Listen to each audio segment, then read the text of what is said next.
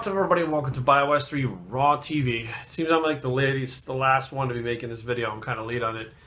For those of you who don't know, today, Tuesday, what's the date? September 15th.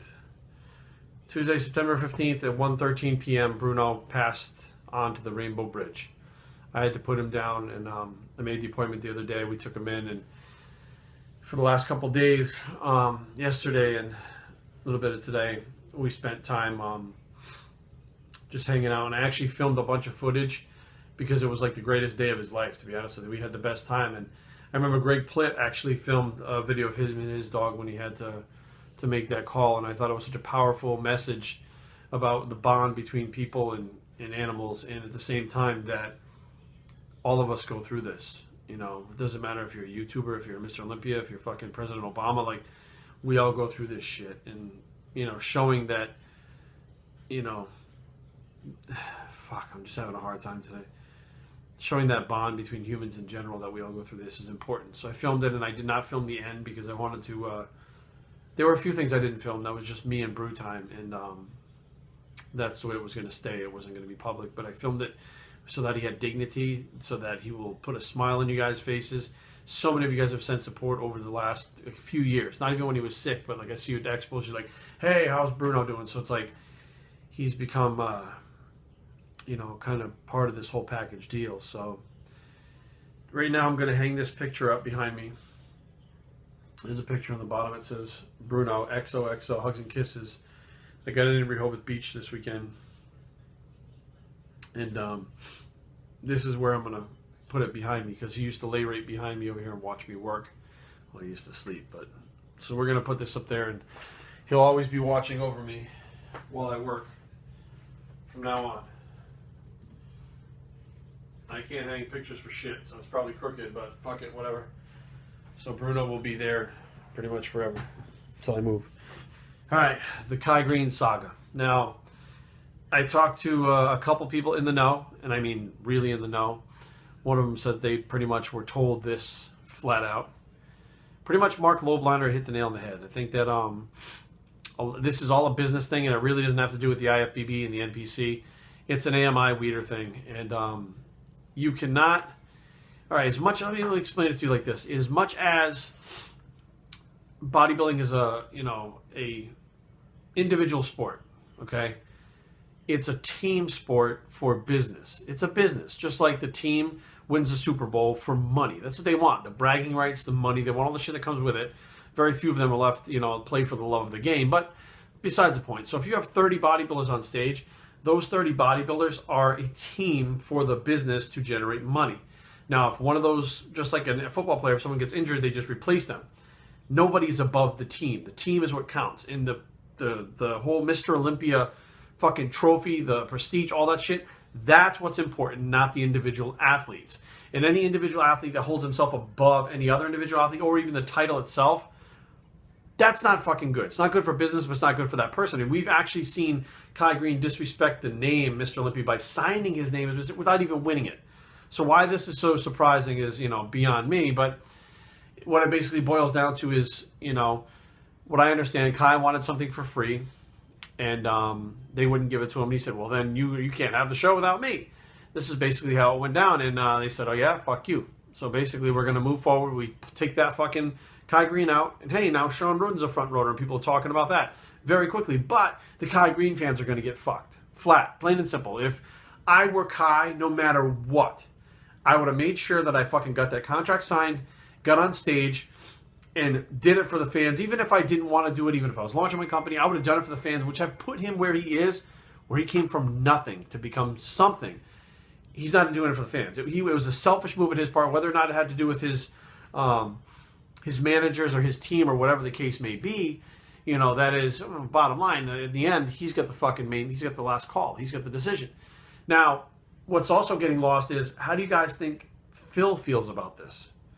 You know what I mean? He trained the whole year saying, that's the fucking guy that I'm going to smash, because people think he beat me the year before and there's all this controversy. I'm going to fucking prove to them how much better I am this year than him, and I'm going to beat him. He trained with that whole fucking time. He's not going to be able to bang heads with him on stage now. So now basically that, you know, last year, 2014, is always going to be the controversy of, oh, you know, you never would have beat him and blah, blah, blah, blah, blah. And they'll take pictures of Phil from this year, put him next to a Kai from last year. Like, they'll do all these fucking crazy things saying, oh, he still wouldn't have beat him, whatever the case may be. But the bottom line is nobody's going to know now who the fucking better bodybuilder is this Friday or this Saturday because Kai Greene decided to pull some shady shit. Now, and I can hear the Kai go, oh, fuck you, Jerry, he's the fucking man. All right, before you start defending him, I watched his video. I watched it. I watched him cry, and I felt bad for him because I couldn't imagine training for the Olympia looking like he did, and then fucking being banned. You can't even go to the expo. You can't go to the expo. If he goes there with a ticket and buys a ticket, he's going to be fucking escorted out. He's done. But what I didn't hear, and I heard, oh, you know, we'll survive and we'll thrive. And I heard all these big words and this poetry coming out of his mouth, but I didn't hear once to my fans that spent a shitload of fucking money that have booked flights, booked hotels that are already in Vegas from around the world. I'm sorry I won't be able to be there and perform for you. I didn't hear that once. I didn't hear anything about the fans, the ones that he wants to buy his products. Okay, you're launching your products for your fans to buy. I didn't hear you apologizing to them, feeling bad for them. You felt bad for yourself. You felt bad that, oh no, you know, me, I can't compete, and you don't come this far just to stop. How about like you go, you don't come this far to stop, but oh my God, I can't believe you guys are not going to be able to say, I'm so sorry. I wish there was something I could do. And I mean, matter of fact, I'm going to take my own money out of my own pocket. And this is what I'm going to do. I'm going to fucking hold an event down the fucking street. It's going to be a meet and greet for fucking 10 hours. And anybody who has a fucking Olympia ticket or whatever the case may be gets in for fucking free with it. How about that? How about thinking outside the box? How about doing something completely different for your fans that are actually flying from all over the fucking place to see you? You know, some of them are like, I'm not going. Well, those are the ones that are fucking driving or live there. What about the ones from Germany who are on a fucking flight? Or what about the ones that already landed and paid $200 a night for fucking rooms in Vegas for the next 5 nights? Plus, you know, $1,100 for a fucking plane ticket, plus food. I mean, what the fuck? Those people lose a lot of money, and because you were out there trying to fucking play, I'm bigger than the fucking industry, you need me, you're going to let them down. And you're going to blame it on the IFBB or AMI. You didn't even say who it was. He didn't even say who it was in the video, but you're going to blame it on them. Here's the deal. You're the athlete.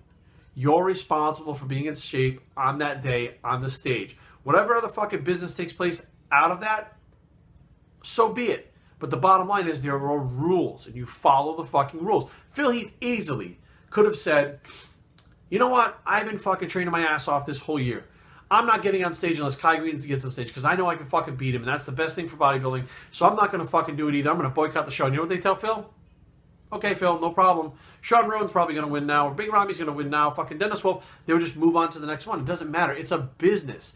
And it's the same way with the NFL. The NFL doesn't give a fuck if the Patriots win, if the fucking Steelers win. They don't give a fuck. You think baseball fucking gives a shit if the Red Sox win or the Yankees win the fucking World Series? They don't care.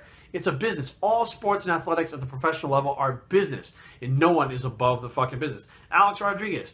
How many times did the guy get fucking popped for fucking steroids? You know what I mean? Like, he's a huge name, but the bottom line is, or fucking Tom Brady, who my favorite quarterback, gets caught fucking cheating. Well, we don't really know if he cheated, but gets caught cheating and gets shit fucking wiped out. There's people that are always going to think they're above the game, and that shit may float with those sports, but that ain't happening in fucking bodybuilding. So, no, Kai's not going to be there. I think it's a fucked up situation. I think that at this point, you know, his fans should be mad. And I think he should do something to give back to his fans. It's only fair for the amount of money and time that they've spent. And they back him consistently, nonstop, fucking loyally. And, you know, what are you going to do? Say, oh, well, because of this, that, and the other thing, I'm not going to be there in Vegas? No, maybe get there and get it done and fucking do something for them. Because your fucking products are being launched. You want to sell your fucking products? You know, let's face facts. Do something like that to really give them a PR and give it a push. Bottom line. So, that's my 2 cents on it. Like I said, I'm a little late to the party here today because of the Bruno situation, and thank you all for the, the well wishes and stuff. And I'm going to miss Bruno, and I know most of you are too. Bios3training@gmail.com. Leave comments down below, but don't fight. www.bios3training.com.